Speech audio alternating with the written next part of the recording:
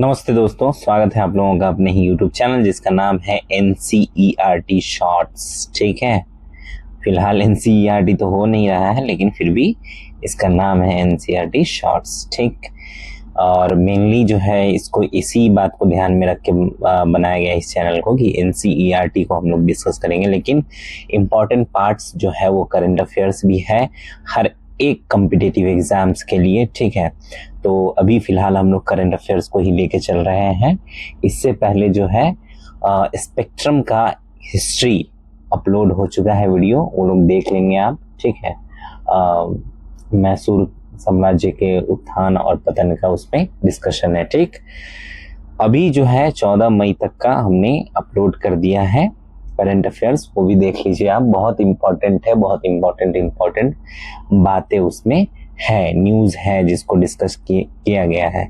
ठीक है, सिलेबस को लेके मैंने बात की थी हिस्ट्री वाले वीडियो में। ठीक, तो सिलेबस को भी मैं कल डिस्कस कर दूंगा। ठीक है, उसका भी डिस्कशन हो जाएगा। बाकी आप प्रीवियस ईयर का क्वेश्चन जो है जरूर देख लेंगे 5 साल तक का। ठीक है, वो बहुत ज़रूरी है, बहुत ज़रूरी, मतलब आप एनालाइज करते हैं। और देखिए, मैंने भी उसको एनालाइज किया है, इसलिए मैं आपको विजन का करंट अफेयर्स पढ़ा रहा हूँ। नहीं तो मैं भी किसी और का करंट अफेयर्स उठा के पढ़ाता है, वन लाइनर वगैरह। ठीक है, चाहे वो स्पीडी का हो सकता था, एडिटोरियल का हो सकता था। ठीक है, या फिर आप प्रतियोगिता दर्पण का थोड़ा ठीक है, लेकिन जो मतलब आप फोकस करने वाला जो सेक्टर है वो है करंट अफेयर्स में। अगर तो हम वो सिर्फ अगर किसी पे रिलाई कर सकते हैं करंट अफेयर्स के लिए, तो वो विजन का करंट अफेयर्स है। क्योंकि अब क्या हो रहा है कि अब चेंज हो रहा है पैटर्न आप देखेंगे तो बहुत चेंज हुआ है। आप साल दर साल देख रहे हैं कि चेंज हो रहा है पैटर्न, और उसमें क्वेश्चन का लेवल भी बदल रहा है। तो ये यूपीएससी लेवल का क्वेश्चन जो है पूछा जा रहा है, तो इसलिए हम लोग विजन का करंट अफेयर्स डिस्कशन करने वाले हैं। तो चैनल का नाम जैसा कि आप जानते हैं NCERT शॉर्ट्स, और इसमें आप लोगों का स्वागत है। और हम लोग विजन करंट अफेयर्स का 15 मई का भी डिस्कशन करेंगे। ठीक है, 15 मई, और ये फर्स्ट सेगमेंट है। ठीक है, तो फर्स्ट सेगमेंट में हम लोग जो बड़े बड़े न्यूज़ होते हैं उसको डिस्कशन में लेकर आते हैं। ठीक, और उसके बाद जो है सेकेंड पार्ट आएगा इसका, जिसमें छोटे छोटे न्यूज़ होते हैं। ठीक है, पार्ट 1 है। ठीक है, तो चलिए बिना समय गवाए स्टार्ट करते हैं डिस्कशन। ठीक है, आज जो पहला टॉपिक है जिसके बारे में हम लोग बात करेंगे, बहुत ही दिलचस्प खबर है ये। ठीक है, हमारे देश और दुनिया में जो हो रहा है उसके बारे में पता चलता है इससे। खासकर जो स्टूडेंट्स, ये मतलब जिनके लिए जानना बहुत ज़रूरी है, उनके लिए ये खबर है। ठीक है, क्योंकि आपको पता चलेगा इससे कि आपके आसपास और दुनिया में क्या हो रहा है, प्लस आपके कॉम्पिटिटिव एग्जाम्स के लिए तो है ही। ठीक, तो सरकार किस दिशा में काम कर रही है ये भी पता चलेगा। तो पहला टॉपिक है हमारा प्रदूषण से लड़ाई और भारत का नया हथियार, कार्बन कैप्चर। ठीक है, तो देखेंगे आप, पॉल्यूशन फैल रहा है और हम लोग कार्बन को जो है, जो भी इमिशन हो रहा है उसको कैप्चर करने की कोशिश कर रहे हैं। CO2 का यानी कार्बन डाइऑक्साइड का जो उपयोग है वो 2 मुख्य तरीके से हो सकता है, जिसमें हम लोगों ने यहाँ पे मैंने यहाँ पे डाला हुआ है, आप देख सकते हैं। Enhanced oil recovery. ठीक है, कार्बन डाइऑक्साइड को तेल या गैस के पुराने कुओं में ठीक इंजेक्ट किया जाता है ताकि तेल गैस ज़्यादा निकल सके। ठीक है, निकाली जा सके। प्रत्यक्ष उपयोग क्या है, खाद्य और स्वास्थ्य में के क्षेत्र में उपयोग होता है। उच्च शुद्धता वाली जो कार्बन डाइऑक्साइड इस्तेमाल होती है, ठीक है, उसके प्रोसेसिंग और मेडिकल संबंधी कार्यों में भी इसका यूज होता है। औद्योगिक उपयोग होता है। ठीक है, कार्बन डाइऑक्साइड को सॉल्ट जैसे डाई क्लीनिंग जो होता है उसमें इस्तेमाल करते हैं। ट्रांसफर फ्लूइड के द्वारा जो है वो मतलब वेल्डिंग गैस की तरह उपयोग किया जाता है इसको। ठीक, रसायन में भी उपयोग करते हैं। कार्बन डाइऑक्साइड का उपयोग जो है यूरिया, प्लास्टिक जैसे जो मतलब कार्बोनेट है, पॉलीकार्बोनेट सूक्ष्म जीवों के माध्यम से रासायनिक उत्पाद बनाने में इसका इस्तेमाल होता है। कार्बन डाइऑक्साइड से अन्य उत्पाद भी बनाया जा सकता है, जैसे कि ईंधन बनाया जा सकता है। ठीक है, कार्बन डाइऑक्साइड को मेथनॉल में बदला जाता है। ठीक, फिर उसे फिशर ट्रांस जो है और ट्रांच में प्रक्रिया से गैसोलीन और डीजल में भी परिवर्तित किया जा सकता है। ठीक, समझ गए। उसके अलावा क्या है, मिनरल कार्बोनेट भी बनाया जाता है, जो कार्बन डाइऑक्साइड को कैल्शियम या मैग्नीशियम जैसे खनिजों से मिलाकर सीमेंट जैसी मतलब निर्माण की सामग्री बनाई जाती है। तो कार्बन डाइऑक्साइड का इतना सारा उपयोग है। ठीक, लेकिन हम लोग इसको और डिटेल में समझते हैं। ठीक, तो हमारी जो प्रदूषण से लड़ाई है उसके बीच हमें कार्बन कैप्चर जो मिल रहा है हथियार, उसके बारे में बात करते हैं। ठीक है, तो देखिए भाई बहन, जो भी आप लोग सुन रहे हैं, देख रहे हैं, आजकल प्रदूषण एक बहुत बड़ी समस्या है। खासकर सीमेंट बनाने वाली जो फैक्ट्रियां हैं उससे बहुत कार्बन डाइऑक्साइड निकल रही है। ठीक, तो जो हमारी हवा को खराब करती है, अब हमारी सरकार ने इसका एक नया तोड़ निकाल लिया है। ठीक, भारत ने सीमेंट बनाने वाली इंडस्ट्री के लिए 5 नए टेस्ट बेड शुरू किए हैं। अब ये टेस्ट बेड क्या है, समझिए कि एक तरह की प्रयोगशालाएं हैं जहां नए नए तरीके आजमाए जाएंगे। कैसे सीमेंट फैक्ट्री को से निकलने वाली जो कार्बन डाइऑक्साइड है उसको पकड़ा जाए, यानी कि कैप्चर किया जाए। ठीक, और फिर उसका इस्तेमाल किया जाए। ठीक है, उपयोग किया जाए इन सब चीज़ों में। ठीक, सीधा सा मकसद है कि सीमेंट सेक्टर में नए और बढ़िया तरीके खोजना, जिससे कार्बन डाइऑक्साइड को पकड़कर उसका सही इस्तेमाल हो सके। इसमें सरकार और प्राइवेट कंपनियां मिलकर काम करेगी और पैसा लगाएंगी। ठीक है, कौन सा मंत्रालय ये सब देख रहा है वो भी जानते हैं। देखिए, ये सब जो है विज्ञान और प्रौद्योगिकी मंत्रालय के अंडर में ही आता है। विज्ञान और प्रौद्योगिकी विभाग जिसको DST कहते हैं वो काम कर रहा है। ठीक है, इसके ऊपर इन टेस्ट बेड्स जो है उसमें क्या क्या नया होगा, तो यहाँ कुछ कमाल के तरीके दिखाए जाएंगे, जैसे ऑक्सीजन एनहांस्ड जो मैंने पहले बात की थी यहाँ पे। ठीक,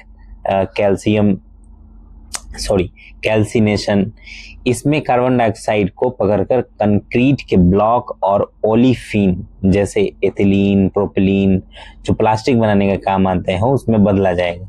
तो सोचिए, प्रदूषण से बनी चीजें हमारे काम आएंगी आगे फ्यूचर में। कार्बन निगेटिव मिनरलाइजेशन दूसरा जो तरीका है, ठीक है, जिससे हमें फायदा हो सकता है, जिसमें हम कार्बन डाइऑक्साइड को चट्टानों में लॉक कर देंगे। ठीक, मतलब उसे हमेशा के लिए कैद कर देंगे। तो कार्बन निगेटिव मिनरलाइजेशन इसका नाम है। Vacuum swing adsorption. ठीक, तो वैक्यूम स्विंग एडजॉर्प्शन जो है उसमें क्या होता है कि सीमेंट बनाने वाली जो भट्टी होगी उससे जो गैसें निकलती हैं उनमें कार्बन डाइऑक्साइड को अलग कर लिया जाएगा और फिर उसे बिल्डिंग मटेरियल में ही मिला लिया जाएगा। ठीक, तो अब जो हमारे घर या किसी भी तरह का जो बिल्डिंग वगैरह बनेगा तो उसमें बिल्डिंग मटेरियल में अब ये कार्बन डाइऑक्साइड को मिलाया जाएगा। अब थोड़ा कार्बन कैप्चर एंड यूटिलाइजेशन जो है CCU उसके बारे में जान लेते हैं। अब ये है क्या CCU? ठीक, तो ये अलग अलग तकनीकों का एक ग्रुप है जिसमें कार्बन को पकड़ा जाता है और फिर उसे ईंधन या केमिकल जैसे चीजों में, ठीक है, ईंधन या केमिकल जैसे चीजों में यूज किया जाता है। ठीक है, मतलब अब क्या है कि कार्बन कैप्चर करते कैसे हैं, ठीक है, वो जान लेते हैं। फैक्ट्रियों से जो मतलब या पावर प्लांट से जो निकलने वाली गैस है, कार्बन डाइऑक्साइड को अलग करने के लिए मेम्ब्रेन सॉल्वेंट एब्जॉर्प्शन या एडजॉर्प्शन, ठीक, जैसी टेक्नोलॉजी का इस्तेमाल होता है। एक और तरीका है डायरेक्ट एयर कैप्चर। ठीक है, जो आपको दिख रहा होगा डायरेक्ट एयर कैप्चर, इसको DAC कहते हैं। इसमें हवा को एक मशीन से गुजारा जाता है जो कार्बन डाइऑक्साइड को सोख लेती है और बाकी साफ हवा जो है उसको बाहर छोड़ देती है। फिर इस कार्बन डाइऑक्साइड को इस्तेमाल के लिए स्टोर कर लिया जाता है। कार्बन का इस्तेमाल कैसे करते हैं? पकड़ी गई जो कार्बन डाइऑक्साइड होती है उसको सीधे इस्तेमाल किया जा सकता है या फिर कार्बन डाइऑक्साइड से दूसरी यूजफुल चीजें भी बनाई जा सकती हैं, जो हम लोगों ने यहाँ पे पहले ही डिस्कशन किया है। ठीक, तो दोस्तों ये था पहला टॉपिक जिसमें हमने देखा कि कैसे भारत प्रदूषण से लड़ने के लिए नए नए तरीके अपना रहा है। अब चलते हैं दूसरी खबर की ओर। ठीक, तो दूसरा टॉपिक जो है वो है एक तरह की खुशखबरी। ठीक, भारत में अब और ज्यादा सेमीकंडक्टर बनने की खुशखबरी है। ठीक है, तो इसमें जो चीजें हैं उसके बारे में बात कर लेते हैं। देखिए, सेमीकंडक्टर इकोसिस्टम को बढ़ावा देने के लिए कुछ शुरू की गई जो पहल है उसके बारे में बात कर लेते हैं। सेमिकॉन इंडिया प्रोग्राम पहले तो शुरू किया जाता है। फेब्स टेस्टिंग और डिजाइनिंग इकाइयों की स्थापना इसमें की जाएगी। 70% तक केंद्रीय और राज्य जो है एवं राज्य सब्सिडी रहेगी।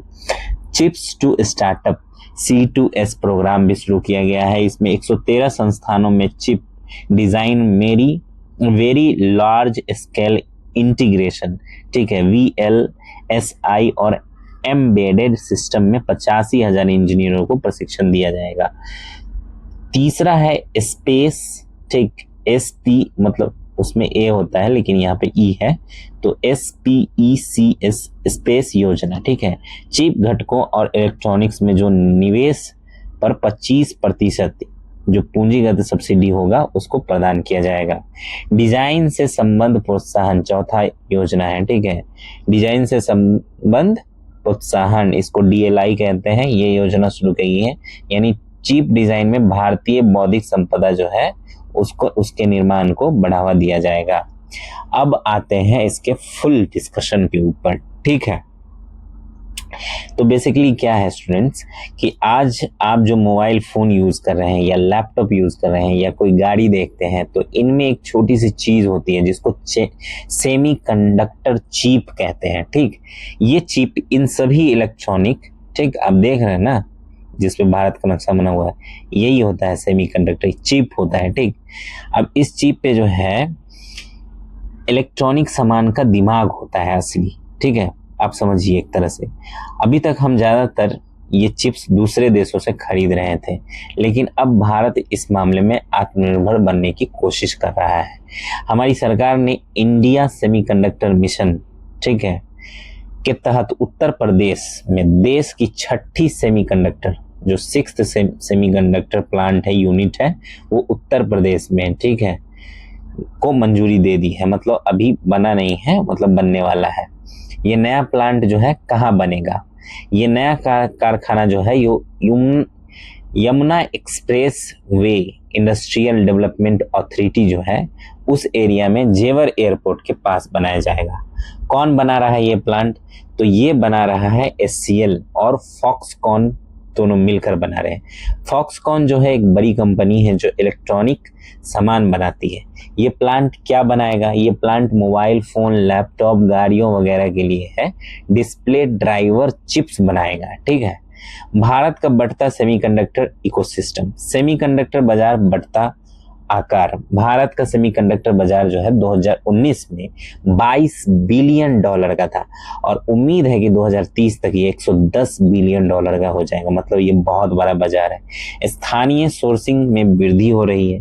2021 में भारत में सिर्फ 9% सेमीकंडक्टर कंपोनेंट यहीं बनते थे। सरकार का लक्ष्य है कि 2026 तक यह आंकड़ा 17% तक पहुंच जाए, ठीक है, 17% तक। मजबूत अनुसंधान एवं विकास और डिजाइन, भारत में दुनिया के लगभग 20% सेमीकंडक्टर डिजाइन इंजीनियर है। ये हर साल लगभग 3000 इंटीग्रेटेड सर्किट ICs डिजाइन करते हैं, ठीक है, IC जो होता है। अब है नोड को छोटा करना, टेक्नोलॉजी नोड्स जैसे 7 nm, ठीक है, नैनोमीटर, 5 नैनोमीटर, 3 नैनोमीटर, 2 नैनोमीटर बनाते हैं। मतलब ये क्या होता है, टेक्नोलॉजी नोड्स जो है हम बनाते हैं इस साइज का, ठीक, जो मैंने आपको बताया। अब इसमें है क्या कि चिप बनाने की जो टेक्नोलॉजी है वो कितनी एडवांस होगी कि छोटे नोड का मतलब है कि जितना छोटा नोड्स हम बना सकेंगे उतना ही जो है वो टेक्नोलॉजी एडवांस होगी। यही कहने का मतलब है। एक ही जगह पर ज्यादा ट्रांजिस्टर, ठीक, किए जा सकते हैं। प्लांट मतलब एक ही जगह पे ज्यादा से ज्यादा ट्रांजिस्टर लगाए जा सकते हैं, ठीक है, चिप्स लगाए जा सकते हैं। अगर हम छोटा बनाएंगे तो बिजली की खपत भी जो है वो कम होगी, प्रोसेसिंग की स्पीड भी जो है वो तेज होगी। भारत क्यों सेमीकंडक्टर इकोसिस्टम को इतनी ज्यादा इंपॉर्टेंस दे रहा है? देखिए, व्यापार घाटे और आपूर्ति श्रृंखला निर्भरता को कम करने के लिए 2024 में भारत ने 1.71 लाख करोड़ रुपए के सेमीकंडक्टर इंपोर्ट किए थे और उसमें से लगभग 38% जो है वो चीन से आते हैं।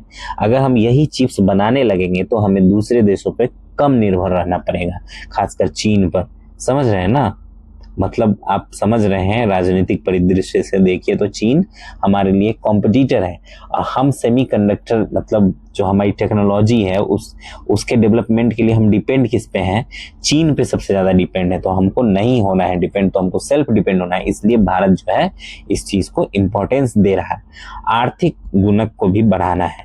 सेमीकंडक्टर से जुड़ा एक रोजगार 16 और तरह के रोजगारों को सपोर्ट कर सकता है। ठीक है, अगर सेमीकंडक्टर से जुड़ा एक भी रोजगार होगा तो वो और मतलब बहुत तरह के रोजगार को मतलब क्या करेगा? सृजन करेगा, उसका उत्पादन करेगा रोजगार का। सोचिए कितने सारे नए काम मिलेंगे। स्लिप ओवर और लर्निंग बाय डूइंग इफेक्ट, इससे रोबोटिक्स, प्रिसिजन टूल्स और एडवांस इलेक्ट्रॉनिक्स जैसे हाईटेक सेक्टर्स में भी तरक्की होगी, क्योंकि हमें नई चीजें सीखने और बनाने का भी मौका मिलेगा। तो ये थी सेमीकंडक्टर इंडस्ट्री से जुड़ी अच्छी खबर। अब बढ़ते हैं तीसरी खबर की ओर। थोड़ी सी गंभीर लेकिन बहुत जरूरी खबर है। ठीक है, बात करते हैं हम नक्सलियों के खिलाफ सुरक्षा बलों का जो बड़ा अभियान छिड़ा उसके बारे में। ठीक है, तो हम मेरे प्यारे दोस्तों, हमारे देश के कुछ हिस्सों में जो है नक्सलवाद एक बहुत बड़ी समस्या है। नक्सली लोग जो है हिंसा का रास्ता अपनाते हैं और सरकार के खिलाफ काम करते हैं। हमारी सुरक्षा बल लगातार इनसे लड़ रहे हैं। हाल ही में छत्तीसगढ़ तेलंगाना बॉर्डर पर करे गुट्टालू पहाड़ी, इसको KGH भी कहते हैं, उसमें सुरक्षा बलों ने नक्सलियों के खिलाफ अब तक का सबसे बड़ा ऑपरेशन चलाया है। इस ऑपरेशन में लगभग 31 नक्सलियों को मार गिराया गया है। ठीक है, सरकार का लक्ष्य क्या है? सरकार जो है, भारत सरकार 31 मार्च 2026 तक देश को नक्सलवाद से एकदम मुक्त कर देना चाहती है। यही लक्ष्य है और ये ऑपरेशन उसी कोशिश का हिस्सा है। करे गुट्टालू जो है पहाड़ी इलाका क्यों इतना जरूरी था? इस इलाके में पीपुल्स लिबरेशन गुरिल्ला आर्मी, ठीक है, जिसको PLGA कहते हैं, ठीक, जैसे बड़े नक्सली संगठन का हेडक्वार्टर था। ये ऑपरेशन किसने चलाया? ये ऑपरेशन चलाया है सेंट्रल रिजर्व फोर्स, ठीक है, पुलिस फोर्स, जिसको CRPF कहते हैं। ठीक है, क्या कहते हैं? फिर से बोल दूं, सेंट्रल रिजर्व पुलिस फोर्स, ठीक है, CRPF की कोबरा जो बटालियन है और स्पेशल टास्क फोर्स STF, ठीक है, स्पेशल टास्क फोर्स, ठीक, STF और जिला रिजर्व गार्ड्स जिसको DRG कहते हैं, DRG जिला, ठीक है, डिस्ट्रिक्ट रिजर्व गार्ड, ठीक है, इन तीनों ने मिलकर जो है ये ऑपरेशन चलाया और सफल भी हुआ। अब थोड़ा वामपंथी जो उग्रवाद है जिसको LWE कहते हैं यानी नक्सलवाद, उसके बारे में जान लेते हैं। इसकी उत्पत्ति जो हुई थी यानी शुरुआत जो हुआ था 1967 में हुआ था। कब हुआ था? 1967 में हुआ था।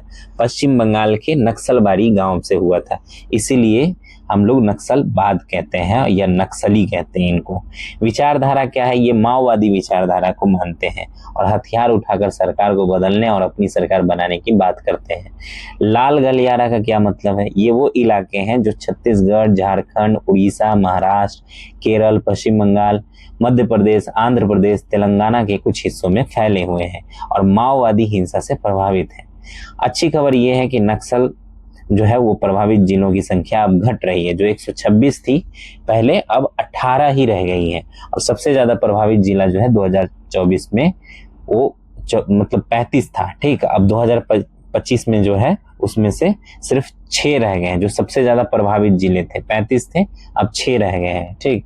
2024 में जहां 290 नक्सली मारे गए थे, वहीं 1090 गिरफ्तार भी हुए थे और 881 लोगों ने जो है नक्सली लोगों ने वो आत्मसमर्पण किया था। तो नक्सलवाद अभी भी क्यों बना हुआ है? सामाजिक आर्थिक कारण है। पहला तो देश के कई पिछड़े इलाकों में आज भी सामाजिक भेदभाव है और शिक्षा, स्वास्थ्य जैसी जरूरी सुविधाओं की कमी है। शासन से जुड़ी चिंताएं भी है। वन अधिकार अधिनियम, पंचायत अनुसूचित क्षेत्रों का विस्तार अधिनियम 1996 जिसको पेशा एक्ट कहते हैं, उसको ठीक से लागू नहीं किया गया है। कई बार सरकार भी लोगों की समस्याओं को सुनने की बजाय सख्ती दिखाती है, ठीक। अब वामपंथी उग्रवाद जो है जिसको LWE कहते हैं, उससे निपटने के लिए सरकार पहले मतलब उनकी पहले क्या है, मतलब इनिशिएटिव्स क्या है उसके बारे में बात करते हैं। राष्ट्रीय नीति एवं कार्य योजना 2015 में इसको लॉन्च किया गया। ये नक्सलवाद के प्रति बिल्कुल बर्दाश्त न करने की नीति पर आधारित है। संचालन रणनीति समाधान, ठीक है, समाधान नाम से इसको शुरू किया गया था इनिशिएटिव। इसमें स्मार्ट लीडरशिप, आक्रामक रणनीति, प्रेरणा और प्रशिक्षण जैसे तत्व शामिल है।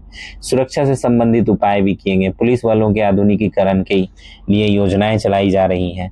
विकास संबंधी उपाय किए गए। धरती आबा, जनजातीय ग्राम उत्कर्ष अभियान, आकांक्षी जिला कार्यक्रम जैसे कार्यक्रम चलाए जा रहे हैं ताकि पिछड़े इलाकों का जो है विकास हो सके। तो ये थी नक्सलवाद और उससे निपटने के लिए सरकार की कोशिशों के बारे में जानकारी। अब हम बढ़ते हैं चौथी खबर की तरफ, जो आंकड़ों और सर्वे से जुड़ी हुई बात है। ठीक है, आइए समझते हैं इसको थोड़ा। देखिए, अब हर महीने जो है पता चलेगा कि देश में कितने लोग रोजगार में जा रहे हैं। ठीक है, यही है हमारा टॉपिक। तो हमारी सरकार हमेशा ये जानने की कोशिश करती है कि देश में कितने लोगों के पास काम है, यानी रोजगार है, और कितने बेरोजगार हैं। इसके लिए नेशनल स्टैटिस्टिकल जो ऑफिस है, एनएसओ जिसको कहते हैं, वो समय समय पर सर्वे करता है। अब एनएसओ ने एक बहुत बड़ा बदलाव किया है। अब से हर महीने श्रम बल भागीदारी दर, जिसको LFR कहते हैं, ठीक है, LFPR कहते हैं, LFPR, ठीक, वो उसमें क्या है कि श्रमिक जनसंख्या अनुपात WPR, ठीक, और बेरोजगारी दर यानी अनएम्प्लॉयड रेट जिसको कहते हैं UR जैसे आंकड़े जारी किए जाएंगे हर महीने। ठीक, पहले ये जानकारी इतने जल्दी नहीं मिलती थी। अब ये बदलाव क्यों किया गया है इसके बारे में जानते हैं। श्रम बाजार में कम समय के अंतराल पर डेटा की मांग को पूरा करने के लिए बदलाव किए गए हैं। एनएसओ केंद्रीय सांख्यिकी और कार्यक्रम कार्यान्वयन मंत्रालय के अंडर में काम करता है। ठीक है, PLFS की शुरुआत जो है 2017 में एनएसओ ने ही की थी। जनवरी 2025 से PLFS जो है, ठीक, PLFS जो है उसकी शुरुआत 2017 में एनएसओ ने की थी, और 2025 से PLFS के में किए गए जो मुख्य बदलाव है उसके बारे में बात करते हैं। पहली बार मासिक आंकड़े निकाले गए। अब पूरे जो 2025 में अब पूरे भारत के लिए हर महीने जो है LFPR, WPR और UR आंकड़े जारी किए जाएंगे, जो मैंने पहले बताया आपको। ठीक है, और ये करेंट वीकली स्टेटस यानी CWS के आधार पर होगा। त्रैमासिक अनुपात यानी 3 महीने का जो अनुमान का विस्तार था वो भी अब किया जाएगा। रोजगार बेरोजगारी के अनुमान अब गांव और शहर दोनों इलाकों को कवर करेंगे। पहले ये सिर्फ शहरी इलाकों के लिए ही होता था, अब क्या होगा कि अब गांव के लिए भी होगा। वार्षिक रिपोर्ट कैलेंडर वर्ष के अनुसार, ठीक है, अब वार्षिक रिपोर्ट जो है वो जनवरी से दिसंबर के आधार पर जारी की जाएगी, जो कैलेंडर वर्ष होगा, न कि आपका वो वाला मार्च से जो चलता है अप्रैल तक, ऐसे अप्रैल से जो चलता है मार्च तक। पहले ये जुलाई से जून के चक्र पर आधारित थी। ठीक है, तो इस तरह का अब नहीं होगा। अब जनवरी से दिसंबर जो भी मतलब कैलेंडर ईयर होगा उसके हिसाब से करेंट उसकी बात होगी। ठीक है, वार्षिक रिपोर्ट जो है करेंट वर्ष के अनुसार जारी किया जाएगा। इससे अंतर्राष्ट्रीय डेटाबेस के साथ बेहतर तालमेल हो पाएगा। सैंपल साइज में वृद्धि होगी। मतलब 2025 में सर्वे शामिल होने वाले जो परिवार है, सर्वे में जो शामिल हो गए परिवार, उनकी संख्या 2.65 गुना बढ़ा दी गई है। इससे श्रम बाजार के आंकड़ों का अनुमान ज्यादा सटीक और भरोसेमंद होगा। सभी भौगोलिक क्षेत्रों का उचित प्रतिनिधित्व होगा। अब इसमें अब सर्वे में ज्यादातर क्षेत्रों के लिए जिला प्राथमिक इकाई होगा। इससे स्थानीय स्तर पर डेटा कलेक्शन और बेहतर होगा। ग्रामीण क्षेत्रों में वर्गीकरण, अब गांवों को इस आधार पर बांटा जाएगा कि वो जिला मुख्यालय या 5 लाख से ज्यादा आबादी वाले शहरों कस्बों से 5 किलोमीटर के भीतर है या नहीं। तो ये था एनएसओ द्वारा किए गए महत्वपूर्ण बदलाव, जिनमें जो है हमें देश के रोजगार और बेरोजगारी के बारे में और जल्दी और सटीक जानकारी मिल पाएगी। अब चलते हैं आज की आखिरी खबर की तरफ, जो है सोलर एनर्जी से जुड़ी हुई बात। ठीक है, आइए। तो 5वां टॉपिक है हमारा, गांव में बिजली पहुंचाना जो हुआ आसान। ठीक, तो मेरे प्यारे दोस्तों, हमारी सरकार जो है चाहती है कि देश के हर गांव में बिजली पहुंचे, और इसके लिए सोलर एनर्जी यानी सौर ऊर्जा एक बहुत अच्छा तरीका है। अब सरकार ने ऑफ ग्रिड ग्रामीण परियोजनाओं के लिए सोलर पैनल की दक्षता के नियमों को थोड़ा आसान कर दिया है। इसका मतलब क्या है? इसका मतलब है कि अब थोड़े कम क्षमता वाले सोलर मॉड्यूल भी सरकार की approve list of models and manufacturers, जिसको ALMM में शामिल किए जा सकते हैं। ठीक है, ALMM क्या है?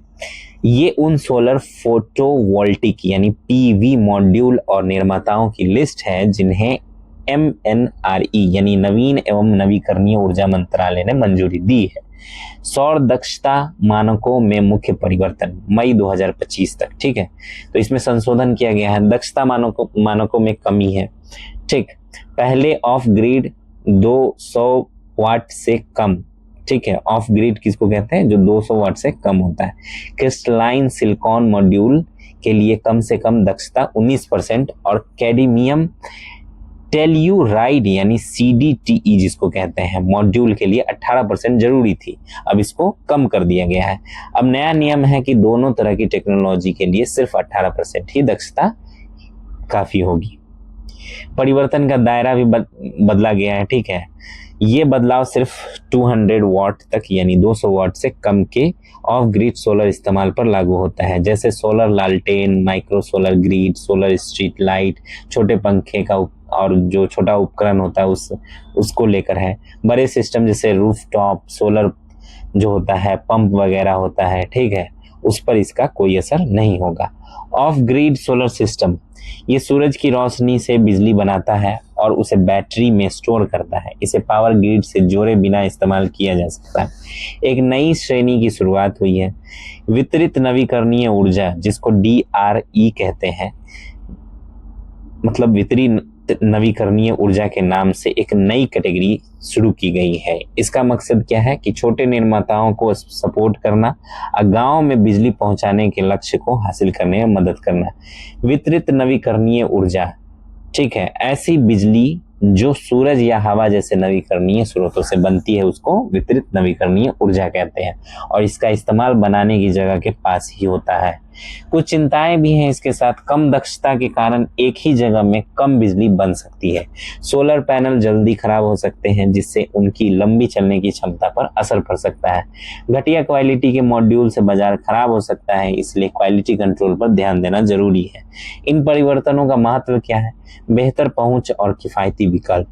अब कम दक्षता वाली सोलर किट भी अप्रूव हो सकेगी, इससे इनकी कीमत कम होगी और गांव के लोग इन्हें आसानी से खरीद पाएंगे। लघु विनिर्माताओं को समर्थन, ठीक है, जो छोटे मतलब मैन्युफैक्चरर्स हैं उनको समर्थन, सपोर्ट। इससे छोटे स्तर पर जो सोलर पैनल बनाने वाले लोग हैं उनको बढ़ावा मिलेगा और गांव में सोलर बिजनेस जो है वो बढ़ेगा। ग्रामीण विद्युतीकरण को बढ़ावा, ठीक, अब दूर दराज के इलाकों में जहां बिजली की लाइन नहीं पहुंची है या बार बार कटती है वहां सोलर लाइट उपकरणों का इस्तेमाल बढ़ सकेगा। ऐसा हो रहा है, बिहार के बहुत सारे इलाके में होता है। लोग खुद का खर्चा करते हैं, छोटी छोटी टॉर्च वगैरह जो है वो सोलर पैनल से ही जलती है। ठीक है, खैर अगला है प्रौद्योगिकी निहितार्थ। अब क्या है, टेक्नोलॉजी जो है उसमें भी डेवलपमेंट हो ऐसा। तो अब कम कीमत वाली टेक्नोलॉजी जैसे कि पॉलीक्रिस्टलाइन सिलिकॉन जो है वो सस्ता होगा और कैडमियम टेल्यूराइड जो है थिन फिल्म जिसको कहते हैं कम लागत और रोशनी में भी अच्छा काम करेगा। ठीक है, और ज़्यादा इस्तेमाल हो सकेगा। तो दोस्तों ये थी आज की 5 मुख्य खबरें जो आपको देश में हो रहे बदलावों और सरकार की कोशिशों के बारे में बताती हैं।